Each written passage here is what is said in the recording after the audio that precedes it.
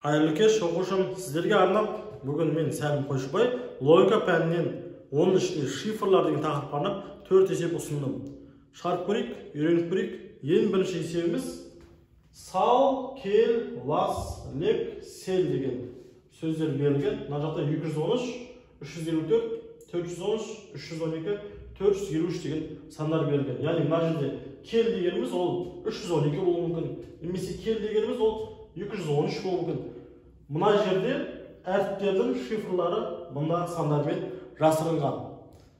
Бізге табу керек кас деген сөзді. Ол кас 214 болуы мүмкін, 452 болуы мүмкін, 254 болуы мүмкін, 423 болуы мүмкін, 453 болуы мүмкін.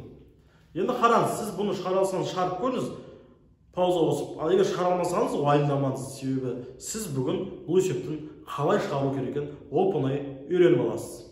Ендеше кеттік, мен сізге үйретейін. Бірінші, соңғы әріптеріне назар аударайықшы.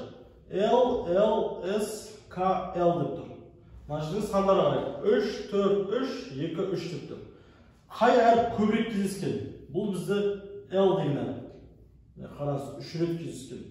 Сол сияқты мына жақта қай сан көбірек кездескен? Ол бізде 3 деген сан. 3 деген сан 3 рет кездескен. Сәйкесінше L деген әріп 3-ке тең болады. Енді қараңыз. Ал бірінші қатарды қарасақ, С 2 рет кездескен, Л 2 рет кездескен, жалғыз кездескен әріп ол К. Енді біз бірінші қатардан жалғыз кездескен сан іздейміз. 3 бізде 2 рет кездескен, 4 бізде 2 рет кездескен, жалғыз кездескен сан ол бізде 2. Яғни К деген ол 2-ге тең. Бізде сұрап тұрған сөз кас, яғни біздің таңдайтын жауабымыз 2-ден бастау керек. Яғни ол бізде Б емес, Д емес, Е емес. Яғни ары қарай түсінбей тұрғанның өзінде де сіз 2 жауаптың ішінен таңдау керексіз ғой. Енді қараңыз. Ортасында әріптерге назар аударайық. Ортасында А 2 рет кездескен, ал Е 3 рет кездескен. Бізде ортасында 1 3 рет кездескен, 5 2 рет кездескен. Сонда Е деген әріпіміз ол 3 рет кездескендіктен біз 1-ді таңдаймыз Еге. Ал А деген әріпіміз ол бізде 5-ке тең. Себебі 5-те 2 рет кездескен, А-да 2 рет кездескен. Сәйкесінше кас деген сөзіміз К2, екінші әріп А5. 25 деп басталатын нұсқа ол біздің жауабымыз. 25 деп басталатын нұсқа ол С нұсқасында, сонда А нұсқасы керек емес. Дұрыс жауабы С болуы керек. Екінші есеп Зека, Сека, Сефа, Лена, Фена. Мына жерде оның сандары берілген. 5608, 1638, 1678, 4678, 3608. Бізге табу керегіміз ол Зека. Ол осы нұсқаның біреуі болуы мүмкін. Пауза қосыңыз, өз шешіміңізді төменге қалдырыңыз. Мен сізді бірінші есепті жақсы тыңдап, екіншісін өз күшімен шығара алды деп ойлаймын. Ал енді екінші есептің қалай шығару керек екенін үйренейік. Мен бұл жерде сізге басқа әдісті ұсынуым керек тұр. Керек емес сөздерді сызып. Яғни қараңызшы. Зека, Сека, Сефа, Лена, Фена. Бұл жерде алғашқы әріпіне қарасақ, С 2 рет кездескен, З, Л, Ф ол 1 рет кездескен. Сәйкесінше мына сандардың ішінен қай сан 2 рет бірінші болып кездескен? Ол бізде 1638, 1678, яғни 1 деген санымыз. Сонда 1638 бен 1678 сызып, ол бізде Сека мен Сефа деген сөздер. Түсіндіре алдым ба? Ал бізге керегі Зека. Сондықтан біз бұларды сызып. Келесі сөздерге қарайық. Зека, Лена, Фена. Енді қарашы, Лена мен Фена өзара ұқсайды. Тек қана алғашқы әріптерінде өзгешелігі. Яғни соңғы 3 әріпіне қараймыз. Ена, Ена. Бұл жер Ека болып тұр. Сондықтан соңғы 3 цифрге қараймыз. Қайсысы ұқсайды? 608, 678, 608. Әрине 2 рет бірде қайталанған ол 608 бен 608. Сондықтан 3608 бен 5608 сызсаймыз. Олар бізде Лена және Фена деген сөздер болғаны. Ең соңында қалып қалады ол бізде 4678, яғни Зека деген сөздің шифры 4678. Ол бізде Д жауабында орналасқан.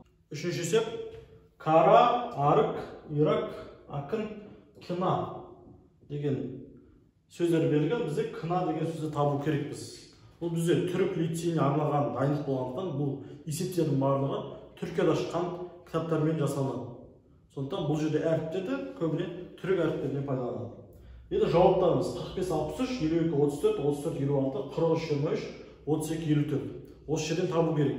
Енді мен сізге өте жылдам табу жолын үйретейін. Қараңызшы, мына жерде бізде и деген әріп бар, сол и деген әріп таба алсақ, біз мына сөздің бәрін таба аламыз. Ал мына жерде үшінші қатарды қарасақ, р, и, а, и, н деп тұр. Яғни бір ғана әріптер ол р, а, н, ал екі рет қайталанып, яғни ерекшеленіп тұрған әріп ол бізде и деген әріп. Енді жауаптардың ішінен үшінші қатардың сандарын қарайық.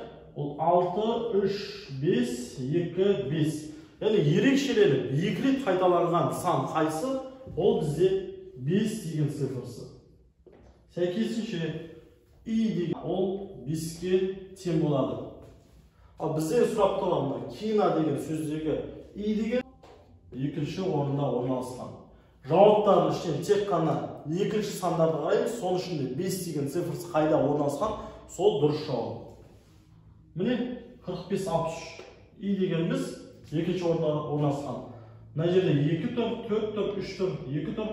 Ол жауаптар бізге қажет емес. Сәйкесінше бұл есептің дұрыс жауабы А жауабында орналасқан екен. Ал енді төртінші есепке де келіп жеттік. Төртінші есеп бізде мынандай екен. Сапық, касап, кусур, сакат, такас деген сөздер берілген. Сол ішінен такас деген сөздің шифрын анықтау керекпіз. Ол бізде 82 917, 52 728, 73 834, 82 725, 72 829 деген цифрлармен жасырынған. Егер сіз біздің видеолар түсініп жатсаңыз, сіз алғашқы 3 видеоны мұқият жазып алған болсаңыз, бұл есеп сізге қиындық тудырмау керек. Мен сізге сенемін, пауза қосыңыз, өз күшіңізбен шығарып көріңіз. Егер шығарып болған болсаңыз, бұл есептердің манақ есептерден тез шығару жолын көрсетемін. Бірақ ескеретін жайт, бұл есеп негізі алдыңғы 3 есептен сәл күрделеу. Не үшін? Себебі бұл жерде 5 әріптен құралған сөздер берілген. Бұны қалай шығарамыз? Такас деген сөзге назар аударсақ, алғашқы әріпі Т. Енді біз мына сөздердің алғашқы әріпіне назар аударайық. С, К, К, С, Т. Яғни С деген әріп 2 рет келген, К деген әріп 2 рет келген. Бір рет қана кездесетін әріп ол Т деген әріппіз. Сәйкесінше мына жауаптардың ішінен алғашқы сандарды қараймыз. Қайсы 2 рет кездеседі, солар сызсаймыз. Жалғыз өзі кездескен әріп ол біздің жауабымыз. Мына жерде 8 мен 8 2 рет кездескен, бұл біздің жауап емес. 7 мен 7 2 рет кездескен, бұл біздің жауап емес. Сонда дұрыс жауабы 52 728. Бұл бізде Б жауабы. Яғни такас деген сөздің шифры 52 728 болған екен. Сізге бүгінгі видео ұнаса лайк басыңыз, пікір жазыңыз, қай қаладан екеніңізді айтып қойыңыз. Бұл видеоны достарыңызбен, туыстарыңызбен, класстастарыңызбен барлығымен бөлісіп қойыңыз. Бізде 5000 оқырман болуға шамалы қалды. Бізге көмектесіңіз. Егер сіздер лайк бассаңыздар, адамдар саны көбейсе, видеоның қаралым саны көбейсе, біз шабыттанып, одан әрі көбірек видео салуға тырысамыз. Бұл каналдың дамуы, бұл каналдың көбірек есеп салынуы, ол сіздердің арқаларыңызда. Егер сіздер 5-ші класының оқушысы болсаңыз, және Ақтөбе қаласынан болсаңыз, біз сізге арнап қабылдау емтихан тестін дайындап қойдық. Ол жерде математика пәнінен 40 есеп, логикадан 20 есеп, және сандық сипаттамадан 60 есеп берілген. Егер сіз басқа қаладан болсаңыз да, өз деңгейіңізді білу үшін сол тесттерді сатып алып тексерсеңіз болады. Бар жоғы осы 3 пән ішінде 120 есеп көрсетілген сабақтарды бар болғаны 2000 теңге тұратын болады. 2000 теңгеге бір жерге тамақ ішсеңіз болады, немесе 2000 теңгеге 120 есептің шешімін үйреніп алсаңыз болады. Бұл есептердің барлығы НИШ пен КТЛ-да келетін ең көп кездескен есептерден іріктеліп алынған. Келесі кездескенше сау болыңыздар.